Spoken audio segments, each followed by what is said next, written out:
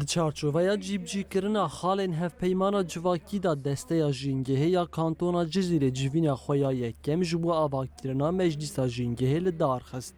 Civîn bi beşdariya Hevserokatiyên desteya jîngehê Meclîsa Gelan a Cizîrê û nûnerên saziyên sivîl hat li dar xistin. Di civînê da li gorî rêgezên paradigmaya netewaya demokratîk nîqaş li ser çawaniya avakirina meclîsa jîngehê hate kirin. Hevserokê desteya jîngehê ya Rêveberiya Xweser İbrahîm Esad diyar kir ku ji bo pêkanîna hevpeymana civakî û avakirina meclîsan hemû desteyên Rêveberiya Xweser di nava tevgerê dane.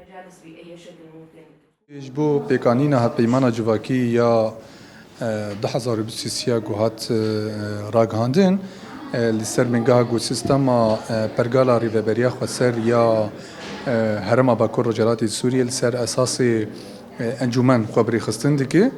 Lewra li gorî pêwîstî û sazkirin ji niv du sazkirina guhata xistin ketin hemleyekê em karin bêjin seferberiyekê ji bo avakirina meclîsên desteyan yan em bêjin.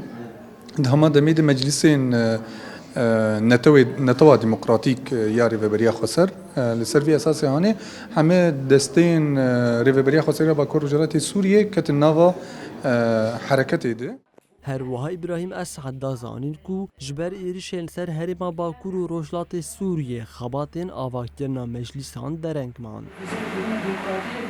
Lewra ji ber şert û mercên êrişên gul ser Herêmên Bakur Rojhilatê Sûriyê taybet li ser kantona Cezîrê, kantona Feratê got hatin kirin hinekî derengmayînekê ji alî pêkanîna meclîsa de hat çêkirin.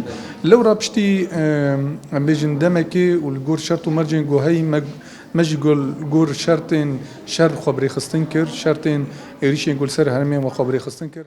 Tevî dorpêça li ser herêmê û êrişên dewleta Türk a dagirkir lê ji bo parastina herêmê û belavkirina aştî û aramiyê Rêveberiya Xweser her tim di nava tevgerê de ye.